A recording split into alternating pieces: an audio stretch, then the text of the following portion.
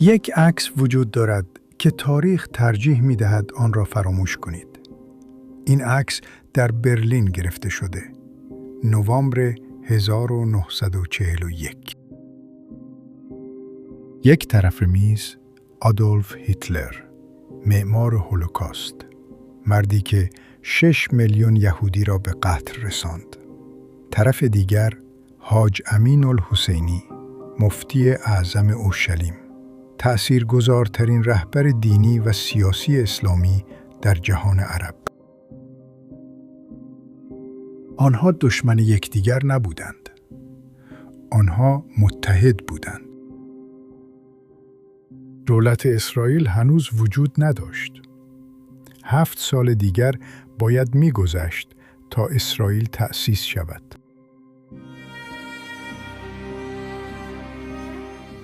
می‌خواهم پیش از شروع چیزی از شما بپرسم.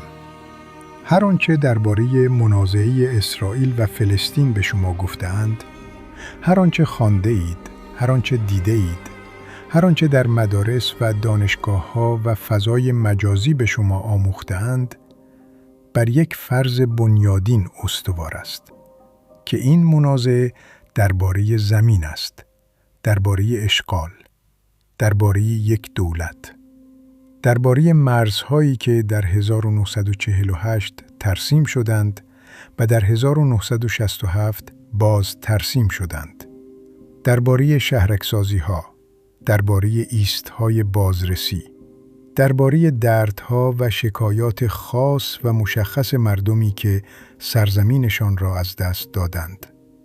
می‌خواهم عکسی به شما نشان دهم که این فرض را کاملاً از بین می‌برد.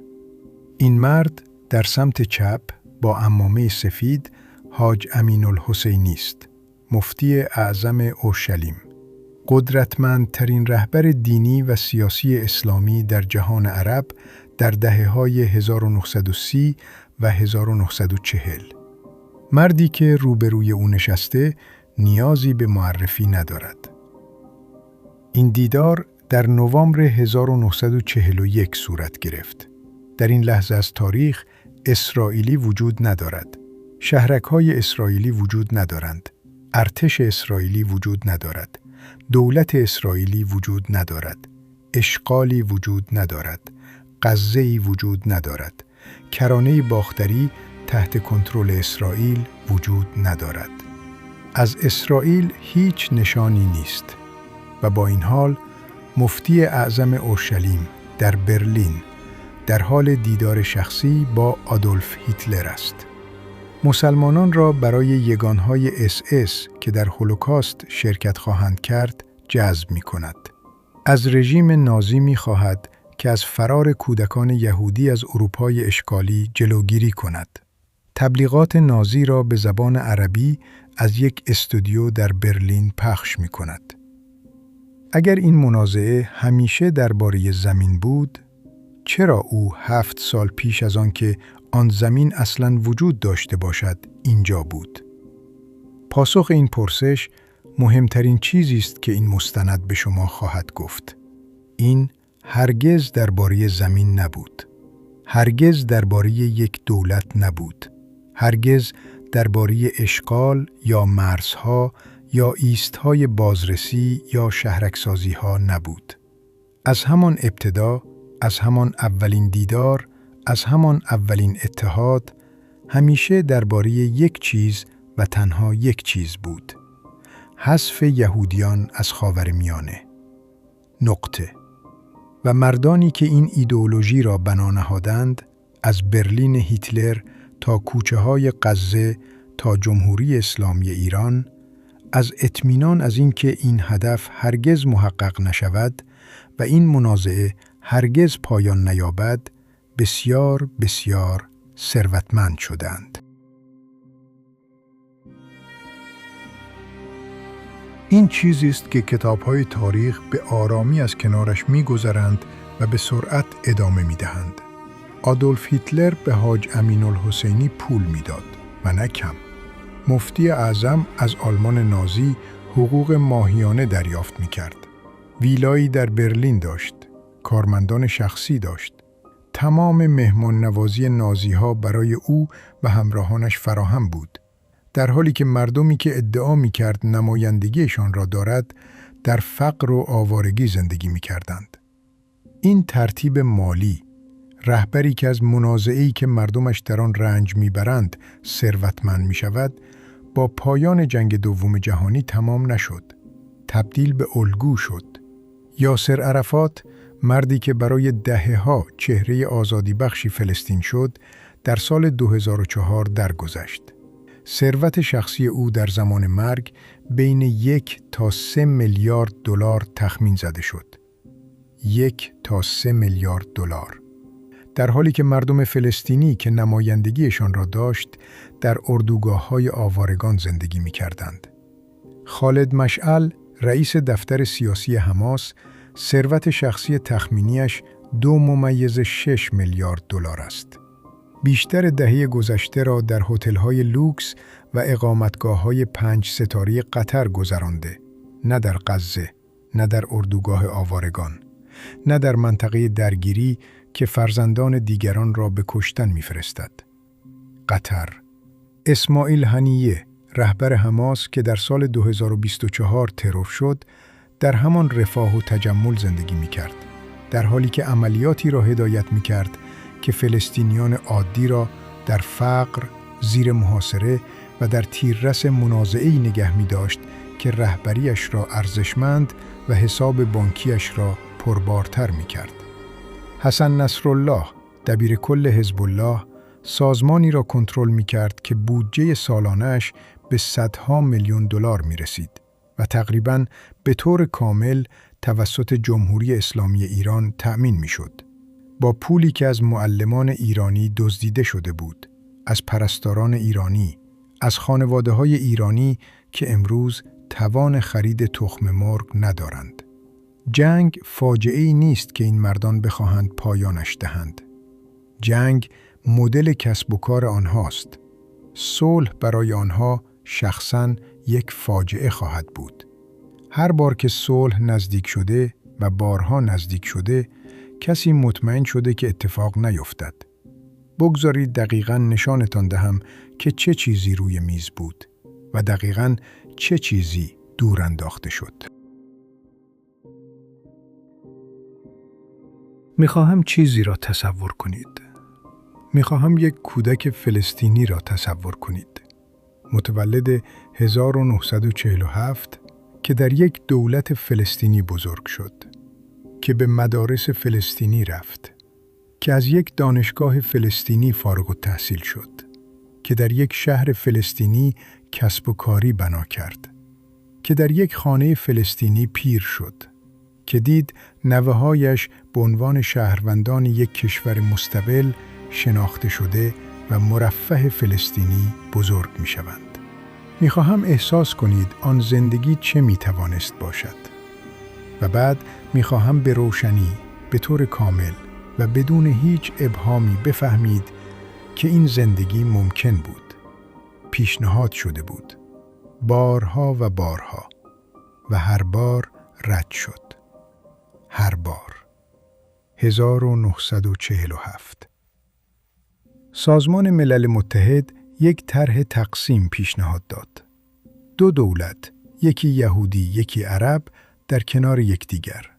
دولت عربی از آنچه فلسطینیان امروز مطالبه می‌کنند بزرگتر بود. رهبری یهودی پذیرفت. رهبری عرب رد کرد. 5 ارتش عربی در همان لحظه‌ای که اسرائیل استقلال اعلام کرد هجوم آوردند.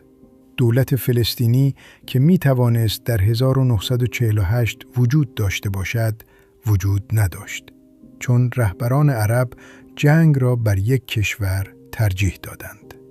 1967. اسرائیل جنگ 6 روزه را در 6 روز برد، در برابر ارتش‌های ترکیبی مصر، اردن و سوریه. پس از آن اسرائیل پیشنهاد داد تقریباً تمام سرزمین‌های تصرف شده را در ازای صلح و به رسمیت شناخته شدن بازگرداند. اتحادیه عرب در خارتوم، سودان گرد هم آمد. آنها اعلامیه‌ای صادر کردند با 3 کلمه انکار. یک دولت فلسطینی می توانست در 1967 وجود داشته باشد. وجود نداشت. چون رهبرانی که ادعا می کردند به نام فلسطینیان سخن می گویند، 3 انکار را بر یک کشور ترجیح دادند. 1993 توافقنامه‌های اسلو، چمن کاخ سفید، دست دادنی که تمام جهان آن را دید. برای یک لحظه، فقط یک لحظه، به نظر می رسید صلح ممکن است. کودکان فلسطینی که آن سال متولد شدند با این باور بزرگ شدند که شاید روزی دولتشان را ببینند. 2000 کمپ دیوید، رئیس جمهور کلینتون یاسر عرفات و نخست وزیر اسرائیل ایهود باراک را برای جامع‌ترین مذاکرات صلح در تاریخ گرد هم آورد. باراک پیشنهاد داد و این مستند است، این اختلافی ندارد. 95% از کرانه باختری، تمام غزه، اورشلیم شرقی به عنوان پایتخت دولت فلسطین، حاکمیت بر کوه معبد. سخاوتمندانه ترین پیشنهادی که هر دولت اسرائیلی تا به آن روز ارائه داده بود. فکر کنید آن کودک فلسطینی که در سال 1993 در زمان اسلو متولد شده بود، می توانست چه داشته باشد؟ یک گذرنامه، یک پایتخت، یک پرچم که در سازمان ملل معنا داشت، مدارسی که یک دولت حاکم تأمین مالیشان می کرد، یک آینده. عرفات نگفت، بدون هیچ پیشنهاد جایگزینی، فقط رفت و 3 ماه بعد انتفاضه دوم آغاز شد. بمبگذاران انتحاری در اتوبوس‌های اسرائیلی، در رستوران‌های اسرائیلی، در بازارهای اسرائیلی و کودکان فلسطینی، همانهایی که می توانستند یک دولت داشته باشند، به جایش جان دادند.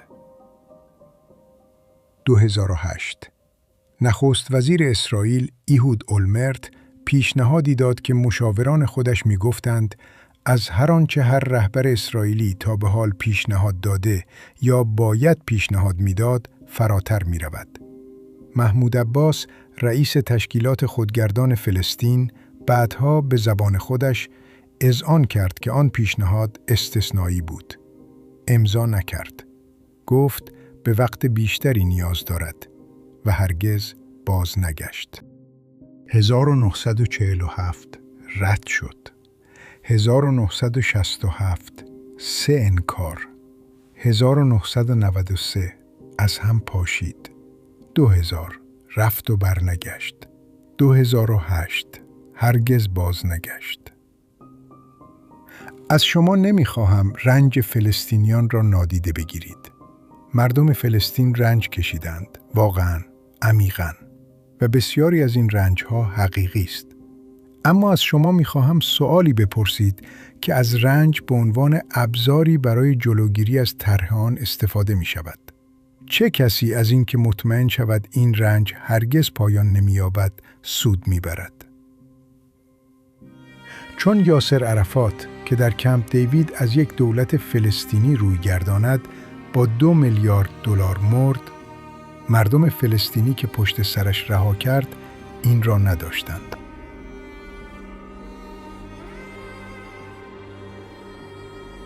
برای 30 سال پس از تأسیس اسرائیل، این منازعه با ناسیونالیسم عربی، بودجه شوروی و منافع مالی شخصی رهبرانی که هویت و درآمد کاملشان را بر پایه جنگی بنا کرده بودند که به ادامهش نیاز داشتند، زنده نگه داشته شد. بعد 1979 فرا رسید و همه چیز تغییر کرد. انقلاب اسلامی در ایران برخلاف آنچه به جهان فروخته شد، یک جنبش آزادی بخش نبود. یک هواپیماربایی بود. ربودن یکی از کهن‌ترین و پیچیده‌ترین تمدن‌های روی زمین که از طریق یک اتحاد ناپاک میان اسلام سیاسی و کمونیسم بین الملل انجام شد، با همدستی لیبرال‌ها و روشنفکرانی که فکر می‌کردند می‌توانند آنچه را که رها کردند کنترل کنند و با حمایت شرم‌آور دولت‌های غربی که فکر می‌کردند می‌توانند آنچه را که در ساختنش نقش داشتند مدیریت کنند، آمریکا، بریتانیا، فرانسه، آلمان، همه‌شان در نشاندن این مارها بر تخت سهیم بودند. اما کاری که جمهوری اسلامی بعد از آن انجام داد، با منابع یک کشور بزرگ نفتخیز در اختیارش، منازعه اسرائیل و فلسطین را برای همیشه تغییر داد. تبدیل به بانک شد. حماس توسط ایران ساخته، تأمین مالی و مسلح شد. حزب الله توسط ایران ساخته، تأمین مالی و مسلح شد. جهاد اسلامی فلسطین توسط ایران تأمین مالی شد. حوثی‌ها توسط ایران تأمین مالی و مسلح شدند. پیش از 1979 آرمان فلسطین حامیانی داشت که حاضر بودند برایش پول بدهند. پس از 1979 یک موتور داشت. یک موتور ایدئولوژیک، یک موتور مالی، یک موتور نظامی. همه اداره شده توسط رژیمی که به ادامه منازعه نیاز داشت، چون این منازعه توجیه وجود رژیم بود، توجیه بودجه نظامیش بود، توجیه جاه طلبی‌های منطقه‌ایش بود و توجیه ادعای الهیاتیش برای رهبری جهان اسلام بود. هر توافق صلحی پس از 1979 یک دشمن جدید داشت. نه فقط رهبران فلسطینی که از ثروت شخصیشان محافظت می‌کردند. حالا یک دولت انقلابی در تهران بود که آماده بود هر کسی را که صلح را خراب کند، تأمین مالی کند، مسلح کند و هدایت کند. چون صلح میان اسرائیل و فلسطینیان تمام معماری ایدئولوژیکی را که جمهوری اسلامی هویتش را بر آن بنا کرده بود، فرو می‌ریخت. یک خاورمیانه صلح‌آمیز تهدیدی وجودی برای جمهوری اسلامی ایران است. پس مطمئن شدند که هرگز خاورمیانه‌ای صلح‌آمیز وجود نداشته باشد. با پول ایرانی، با اسلحه ایرانی و با ثروت دزدیده شده از مردم ایرانی که امروز توان خرید مایحتاج روزانه‌شان را ندارند.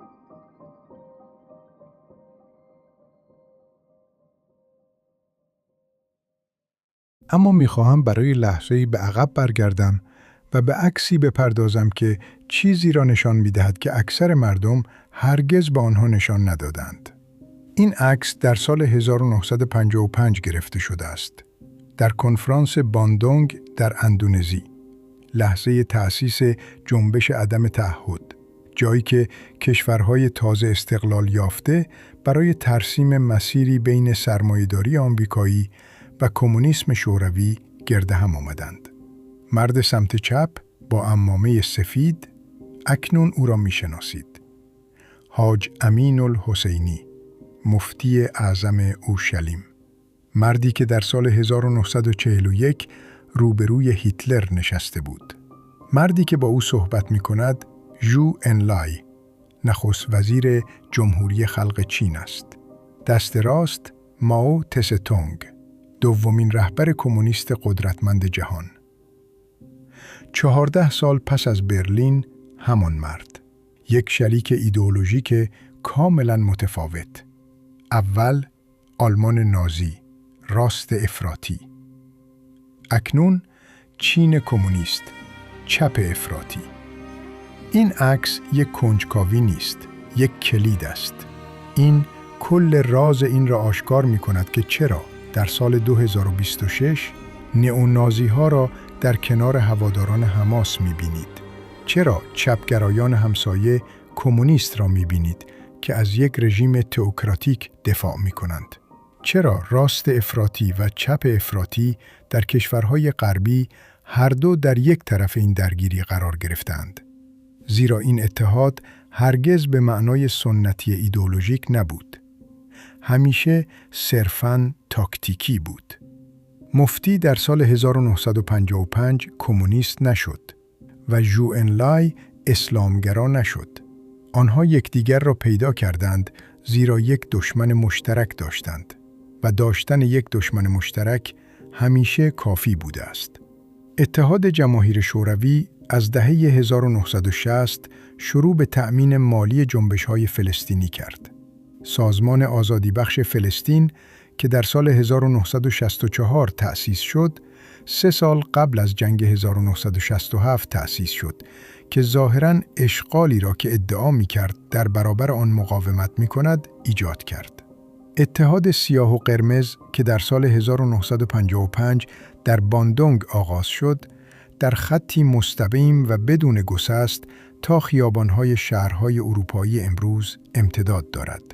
جایی که چپگرایان جوان پرچم‌های حماس را تکان می‌دهند و نئونازی‌های جوان چفیه می‌پوشند و هر دو به زن ایرانی حمله می‌کنند که پیش از این توسط رژیمی که هر دو آگاهانه یا ناآگاهانه از آن دفاع می‌کنند کوه شده بود.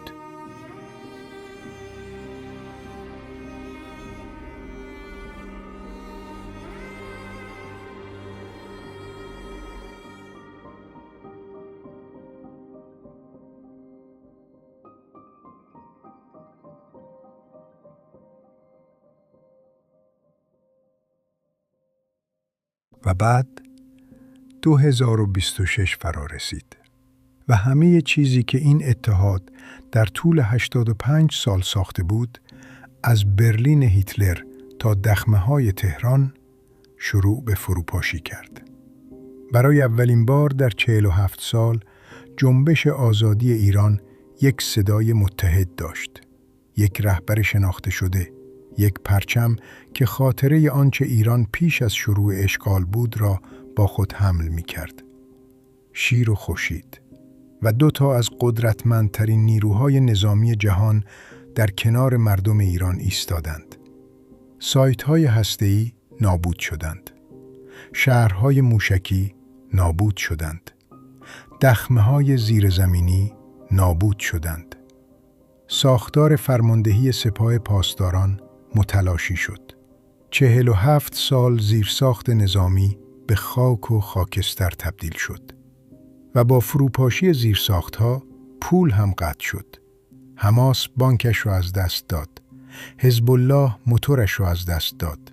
حوثی‌ها تأمین کنندهشان را از دست دادند. هر نیروی نیابتی که جمهوری اسلامی طی دهه‌ها و با میلیاردها دلار ساخته بود، ناگهان خود را بدون آن شریان مالی و نظامی یافت که تا به آن روز زنده نگه داشته‌اش بود. حیوان به گوشه رانده شده مأمورانش را سوزاند.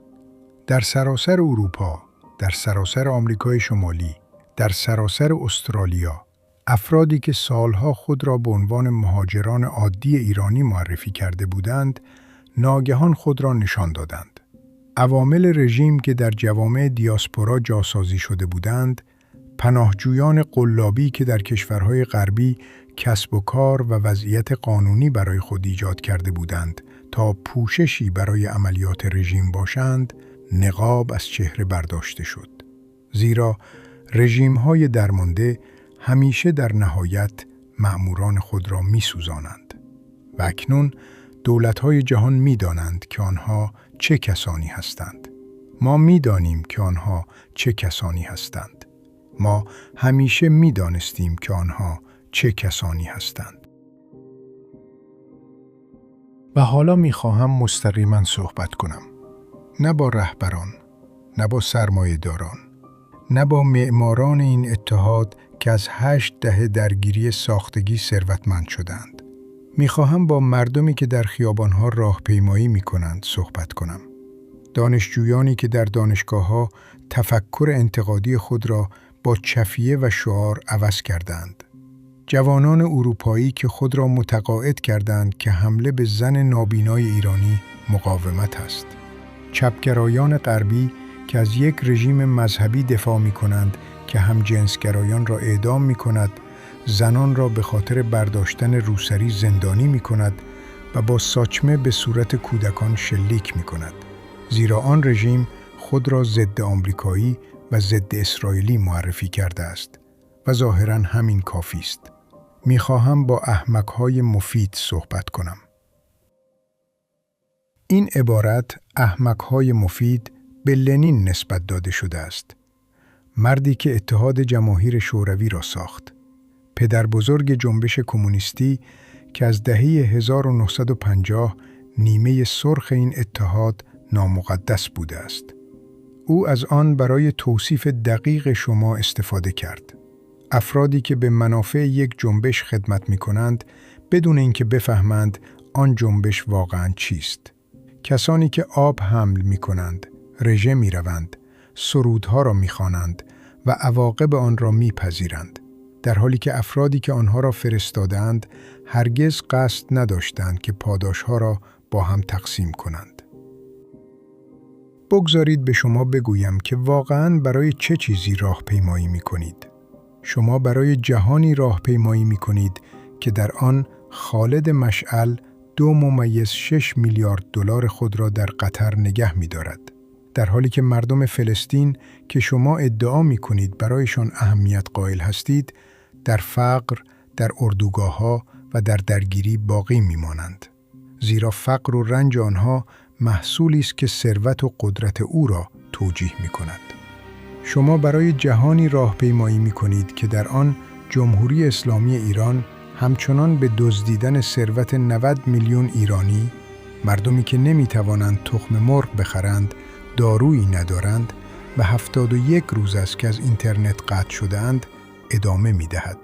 تا ارتش‌های نیابتی را که به رژیم اهمیت منطقه‌ای و ادعای الهیاتیش را می دهند، تأمین مالی کند.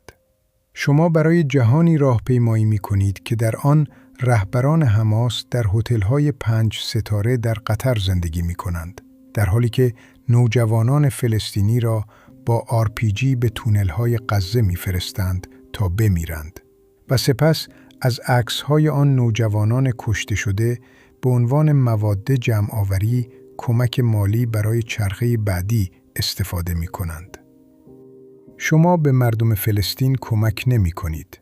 شما به مردمی کمک می‌کنید که نیاز دارند مردم فلسطین همچنان رنج بکشند.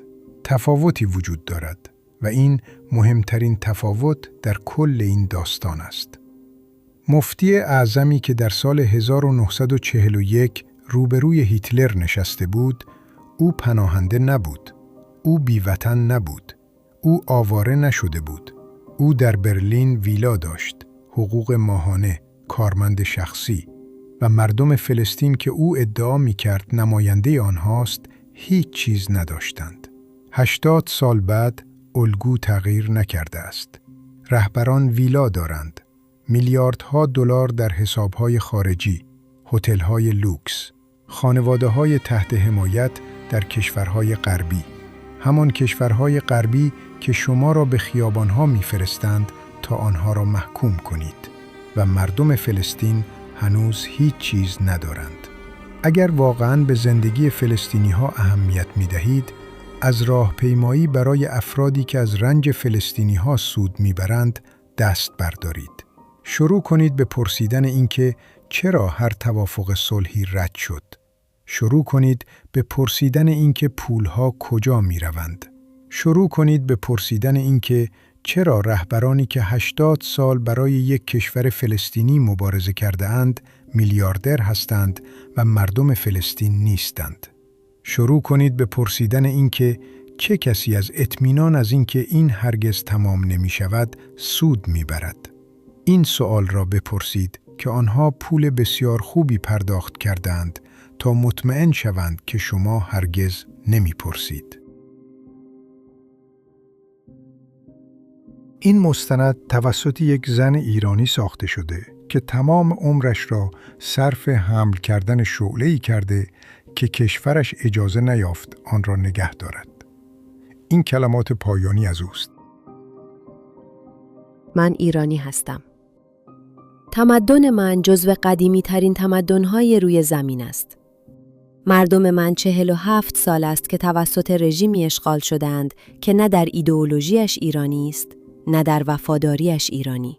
و نه در اهداف هزینه‌ها و سلاح‌ها و فداکاریش ایرانی نیست. ما خواستار این جنگ نبودیم. ما آزادی می‌خواستیم. و وقتی ایالات متحده و اسرائیل سرانجام پاسخ دادند، نه با کلمات، نه با چارچوب‌ها، نه با بیانیه‌های نگران کننده با کلمات دقیق، بلکه با عمل، کل معماری این اتحاد 85 ساله شروع به ترک خوردن کرد. زیرا یک ایران آزاد تنها چیزی است که هر عضو این اتحاد نمی‌تواند از آن جان سالم به در ببرد.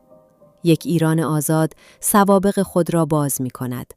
یک ایران آزاد پول را متوقف می‌کند. یک ایران آزاد دقیقاً به جهان نشان می‌دهد که چه کسی، چه چیزی را و برای چه مدت و چه مقدار و از طریق کدام بانک‌ها و کدام شرکت‌های پوششی و کدام پورتفوی‌های املاک و مستغلات اروپایی و کدام سیاستمداران غربی در حین وقوع این اتفاقات روی خود را برگرداندند. یک ایران آزاد فقط آزادی 90 میلیون نفر نیست. این پایان مدل کسب و کار است. این عکس 85 سال پیش گرفته شده است. 7 سال قبل از وجود اسرائیل. اتحادی که این اتحاد نماینده آن است، از شکست نازی‌ها، فروپاشی شوروی، جنگ‌های متعدد خاورمیانه، ده‌ها فرایند صلح شکست خورده، ظهور و سقوط رهبران، جنبش‌ها و ایدئولوژی‌ها جان سالم به در برده است.